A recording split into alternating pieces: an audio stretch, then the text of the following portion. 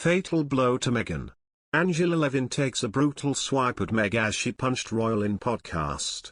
In the first episode of Archetypes with guest Serena Williams, the Duchess of Sussex said she does not remember ever personally feeling the negative connotation behind the word ambitious before she started dating Prince Harry. But royal author Angela Levin claimed Meghan would still be a D-list celebrity if she had not married the royal. Ms. Levin also claimed the former Suits star's comments were a punch to the royal family. The royal biographer told Mail Online, she would still be a D-list celebrity if she had not married a prince. She aligns herself with them, Serena Williams and next podcast guest Mariah Carey, but they have done brilliantly and overcome difficult childhood, whereas she has married a prince and spent a lot of money. She thought it was normal to be ambitious, and only when she started dating Harry did she realize that it was not welcomed. My goodness, that is a smack at Harry and a punch to the royal family. Ms. Levin added, the royal family is about ambition in sense of duty and giving. It is not about getting to the top. Why is everything so hard for her?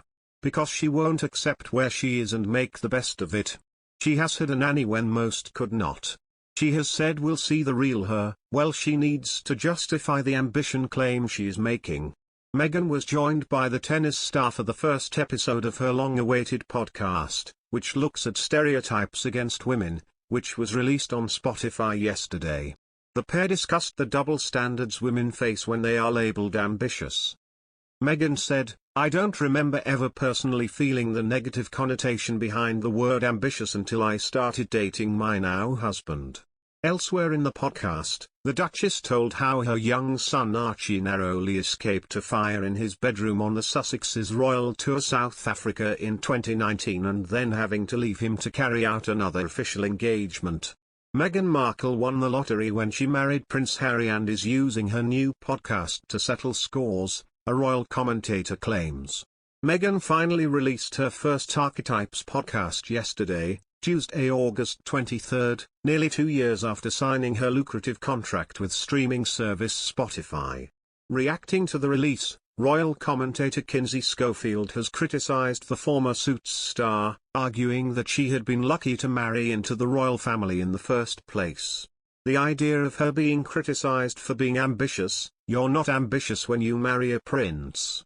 That's called hitting the jackpot. You've won the lottery when you've married a prince, she told GB News. I really think, outside looking in just content-wise, that there's an ulterior motive here with this podcast, and that's settling scores. Meghan has recently come under criticism from author Tom Bower, whose book made a number of allegations against the Sussexes, including challenging the truth of Meghan's story that she once wrote a letter to Procter & Gamble protesting the use of the word woman. Kinsey suggested that the Duchess of Sussex had taken the opportunity to address this criticism.